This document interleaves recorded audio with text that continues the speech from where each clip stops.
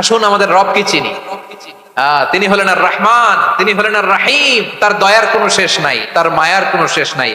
বনি ইসরাইলের এক লোক 500 বছর আল্লাহর ইবাদত করেছে। কয় বছর? কোথায় জানেন? সাগরের মাঝখানে এক পাহাড়, ওই পাহাড়ের উপরে বসে 500 বছর টানা আল্লাহর ইবাদত। দিনে আর রাতে একবার করে নিচে নামতেন। সেখানে আল্লাহ তাআলা পাথরের ভেতর থেকে তার জন্য মিঠা পানির ব্যবস্থা করে দিয়েছেন, আর একটা ডালিম গাছের ব্যবস্থা করে দিয়েছেন। সকালে নামলে একটা টসটসে ডালিম, রাতে নামলে টসটসে ডালিম। এগুলো খেয়ে খেয়ে 500 বছর সে আল্লাহর ইবাদত করেছে। আর সে আল্লাহর কাছে বলেছে, আল্লাহ আমি যখন মারা যাব সেজদারত অবস্থায় যেন মারা যাই।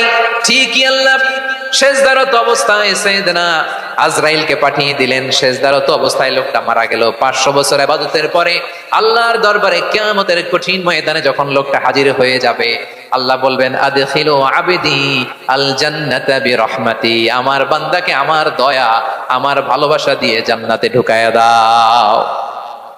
500 বছর ইবাদত করছে তো আমার দয়ায় আমার বান্দারে জান্নাত দাও। এই বান্দা বলে বালবি আমালি, আল্লাহ তোমার দয়া লাগবে কেন? আমি আমার আমল দিয়ে জান্নাতে যেতে চাই। কি দিয়ে? কথা বুঝে নাই বোধহয়।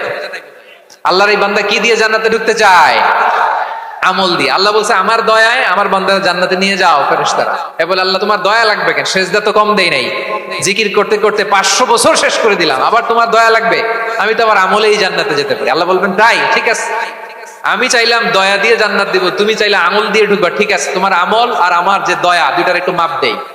তোমার 500 বছরের ইবাদত এক পাল্লায় রাখো। আর আল্লাহ বললেন আমি যে দয়া করে এই দুনিয়ার নাজ নেয়ামত বিউটি সৌন্দর্য দেখার জন্য তোমার দুটা চোখ দিয়েছিলাম, দুটা নয় একটা চোখ আরেক পাল্লায় রাখো। রাখা হবে, দেখা যাবে ওই 500 বছরের ইবাদত হালকা হয়েছে আর মুহূর্তের মধ্যে আল্লাহর দেয়া একটা চোখের নেয়ামত ভারী হয়ে গিয়েছে।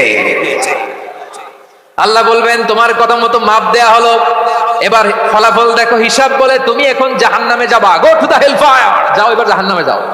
মাপ জোখে যখন আসছো আমার সাথে হিসাব ক্যালকুলেশন, যাও তুমি এবার জাহান্নামে যাবা।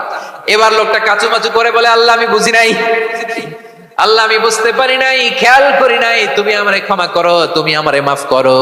ও আল্লাহ এবার আমি টের পেয়েছি, এবার আমি বুঝতে পেরেছি তোমার দয়া ছাড়া দুনিয়ায় কেউ জান্নাতে যেতে পারবে না।